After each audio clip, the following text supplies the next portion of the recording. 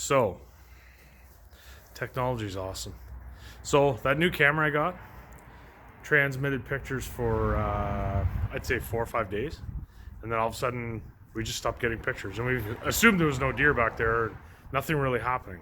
So, I went back, dropped that feed, and the snow told a different story. There's deer tracks everywhere since the snow hit the ground, which is like 6 hours ago. So the camera's not transmitting to my phone, which sucks. It's just a pain in the ass. Technology is great when it works. This one, I don't know. Apparently I have to change a chip or something. Like, why can't they make this stuff so easy to work? Like, Jesus, Murphy. Like, you spend money on this stuff and it just doesn't, I don't know. Anyways, I'm going hunting. There's a couple of does that are hanging around and a forked spike that's pretty well living back there. So maybe we'll see him tonight. I don't know if I'm going to shoot him. See how I feel if I see him. Oh man, that's intense. I know you can't see me right now, but that's the real deal. Oh my God.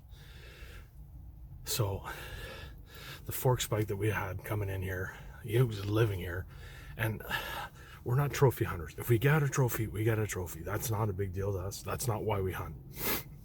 We love deer meat, and the thrill of what just happened. So he came in a little to my right. I seen him coming in, and he kind of hung up and stared at me a bit. Never even got wind to me at all.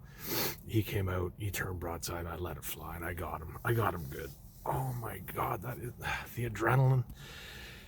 I know you can't see me, but I'm telling you, I'm fired up. I'm gonna give him a bit and let Birdie know to cancel her nail appointment, because we got some work to do. So I just climbed out of the stand here, and oddly enough, our knives are at Mossy's place because he sharpened them. So I've texted my neighbor Eric, who actually got a spike on this property on Wednesday. He's gonna go over and give us a hand, because I don't even know if Mossy's home to get our knives, or we'll deal with it. But I know I made a good shot, and I don't think he's going to be too far away, and the snow is going to help with the blood trail. So man, I love hunting. It's fun, man. Oh my God. All right, let's get this moving. So I've always said I want to keep it real, and this is pretty emotional, kind of crappy time right now. So we found a blood trail. It's not great. I don't know where I hit it. I'm convinced I had a good shot, but clearly after seeing the blood trail, it's not that great. And we tracked it.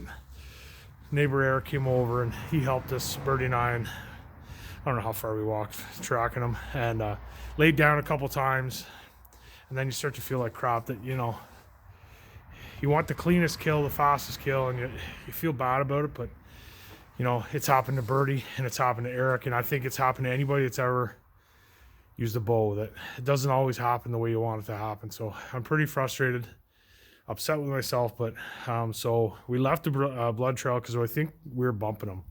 So we're going to get up early in the morning and get back. I waypointed where we were, and we'll just go back and hopefully find them, and be a sleepless night because it sucks.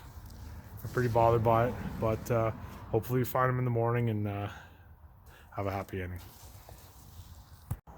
So it's now Saturday morning. Eric came and met me again, and we went and looked and found where we stopped last night. We were just bumping them last night, so we found the trail again, and we ended up going about 150 yards, and we could hear crows. So the crows kind of gave us an idea where he was, and I'll save you the details. I didn't shoot any video of it, but coyotes got him overnight, which is it's pretty depressing. But I've talked to a couple of guys that know what I'm going through, and it sucks and it happens.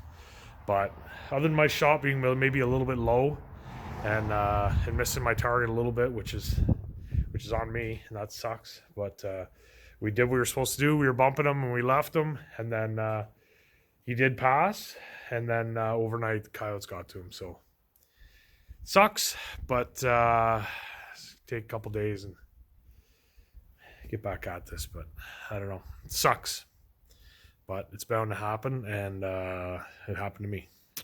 So you saw what happened. So it's now been a week since that's happened. So truthfully, the whole thing kind of bothered me. I'll be honest with you, but this part of the story I wasn't going to share. I've shared it with a few people, and I think it's worth sharing because I don't know what the hell it's all about. Maybe you guys can give me an idea what the hell it's all about. But so in between shooting the deer, letting it back off, and us going back out the next morning, and then obviously finding it after the coyotes been at it. So that evening, I felt fine. Everything was fine. I didn't feel like I pulled a groin or anything walking around the bush. No injury per se. So at 11:45 that night, I woke up from dead asleep to the worst pain I've ever experienced in my life by far. Basically from here, all down my side, to the top of my knee. So I've talked to a couple of medical professionals. There's nothing that really goes from here to here. But the worst pain I've ever experienced from here to here at 11:45. So I sit on the side of the bed and I literally throw up because it hurts so bad. I go to stand up, I nearly pass out because it hurts so bad. I stumble out of our room, get to the top of the stairs. I nearly fall down the stairs because the pain hurts so bad. I'm like, what is going on? I get downstairs, grab a bag of ice. I assume I've pulled my groin, but it's not my groin. It's not inside, it's on the outside, and it's coming all the way up to here. Come down, sit on the couch for like 5 minutes. It's gone. Pain is completely gone. I wake up the next morning like nothing even happened. So, what was that? Here comes the debate. If you believe in spirituality, which some people I've told the story to say that that's me feeling the pain from the deer, and maybe 11:45 is when the coyotes found that deer, and I was somehow channeling that pain to myself. I don't know. I've talked to a buddy that's in the medical profession. He said, well, dude, there's nothing that goes from here to here that, it's not your heart. Like, it wasn't, you didn't have a heavy chest. No, it wasn't. It was just, it felt like somebody was stabbing me all the way up and down the side. And then someone else told me that they thought it might have been like psychosomatic in my own head because I felt guilty for what had happened to the deer and whatever else. But I don't know what it was. It's the weirdest thing that's ever happened to me, and by far the worst pain I've ever experienced in my life. I don't know what it was, but that's the ending of this week's vlog. Give me an idea what you think that was. I don't know, but I don't want it to happen again. So I'm just heading out for a hunt. Hopefully we get it done this week.